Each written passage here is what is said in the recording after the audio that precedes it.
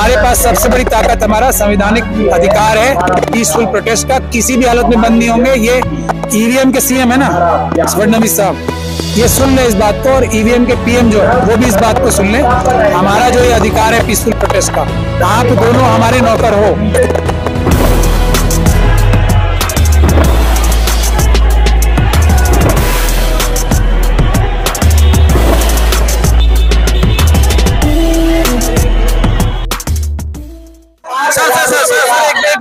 संगठन के लिए सम्मान कर रहा हूँ।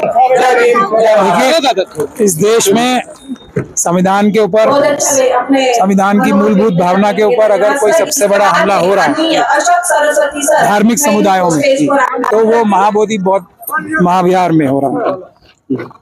तो इसलिए इस देश के सभी अम्बेडकरवादियों का, सभी संविधानवादियों का ये फर्ज है कि हम सबसे पहले बाकी किसी भी जगह से करें जी वक्फ बोर्ड के लिए, वक्फ बोर्ड की भी जो सुरक्षा होगी, जो वक्फ बोर्ड की लड़ाई भी हम जीतेंगे तो उसकी भी जो सूत्र है वो महाबोधि बुद्ध विहार से ही होगी और कहीं से नहीं होगी। इसलिए हम सब लोग मिलकर लड़ाई लड़ेंगे। इसीलिए मैं आज यहाँ एक महाराष्ट्र के संबंध में एक सवाल पूछना चाहता हूँ। महाराष्ट्र में एक अध्यादेश लाया गया है, वो पब्लिक सुरक्षा बिल। ऐसा कहा जाता है कि 1928 में जो अंग्रेज सरकार जो जिस तरह का बिल लाई थी, वही बिल आज महाराष्ट्र में आया हुआ है। इस पर क्या कहेंगे सर? तो अंग्रेजों के एजेंट तो अंग्रेजों जैसा ही काम करेंगे। ये गैर कानूनी, गैर संवैधानिक है, ये अदालत से निरस्त कराने योग्य है। और जो लोग इन्हें लाए हैं उनका मकसद सिर्फ ये है कि वो भारत का संविधान खत्म करके मनुस्मृति लाएं।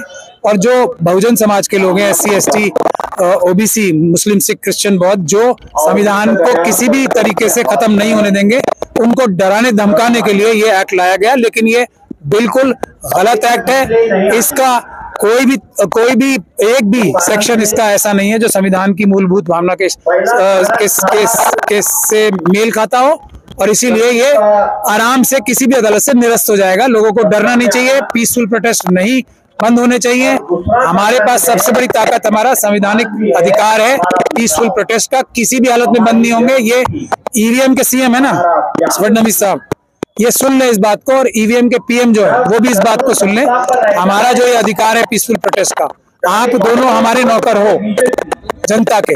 इस बात को ध्यान रखो, ऐसी चीजें ना करो कि जनता जो आपकी मालिक है वो आपसे नाराज होके आपकी सीट आपके समय से पहले ले ले। शुक्रिया सर, बहुत बहुत। तो साथियों, आपने देखा कि किस तरह से महमूद प्रचार साहब जो है महाराष्ट्र के पब्लिक सिक्योरिटी बिल पर मुखर नजर आए और उन्होंने इसका साफ साफ विरोध किया है। और ये लड़ाई जो है वो आने वाले समय में लड़ी जाएगी, ये भी उन्होंने भरोसा दिलाया है। आप हमारे साथ बने रहिए आंदोलन वार्ता पर। धन्यवाद।